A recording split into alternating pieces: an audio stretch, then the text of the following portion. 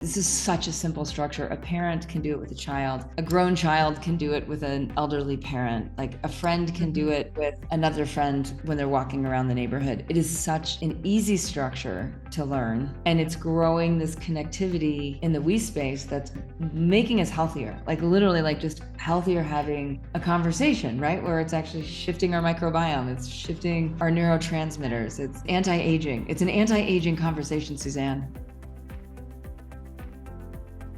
What is appreciative interview? So let's hear it from the pro.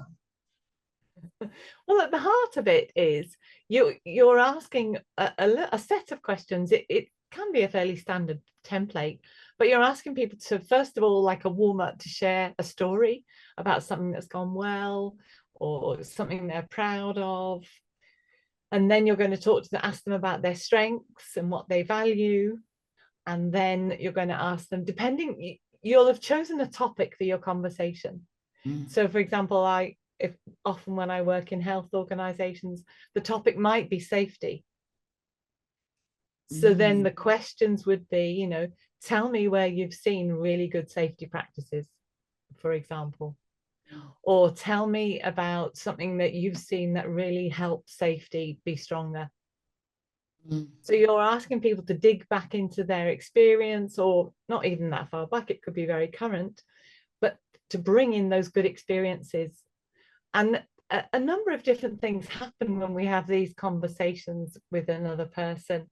It sort of releases some creativity, the whole sort of feel good element that we're looking at things that have gone well. That gets more dopamine in our system. We're more reflective. We're more ready to learn from the other person as well and their stories. So our receptivity shifts. Yeah. I mean, I'm just thinking about how I came into a lot of this work with, helping people be more successful in life. And for me, it really came from enlightenment work. And how do we help humans be more enlightened? And in that work, I ran into Craig Hamilton and a lot of the work from Integral Institute, and some of the breakoffs from Integral, and the concept of like we space. Like there's a space that's formed when we're together, and the more conscious and intentional we are to the space that we're creating together, the more seems to happen in that space. Yes. Yes. And so what I'm hearing and what you're saying is that simply the structure, and I'm even thinking right now of like this is such a simple structure. A parent can do it with a child. A grown child can do it with an elderly parent. Like a friend can do it with another friend when they're walking around the neighborhood. It is such an easy structure to learn. Yeah. Yeah. And it's growing this connectivity in the we space that's making us healthier. Like literally like just healthier having a conversation, right? Where it's actually shifting our microbiome. It's shifting our neurotransmitters. It's anti-aging. It's an anti-aging conversation, Suzanne. Beautifully said. I really like that idea. So then the question would be, tell me about a time when you actually felt younger than the day before or the year before. Oh, You see, you get your topic and then you put your questions around it.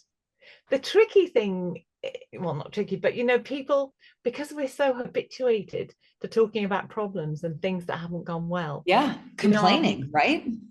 yeah. So our mind, so when we first begin this, we have to, really pay attention that we haven't slid back into that. And of course, another part of this work, a core skill, is reframing. So you're regularly noticing, where's the problem focus coming up in me, and how am I going to reframe that into something to talk about something I want more of, or something that's gone well.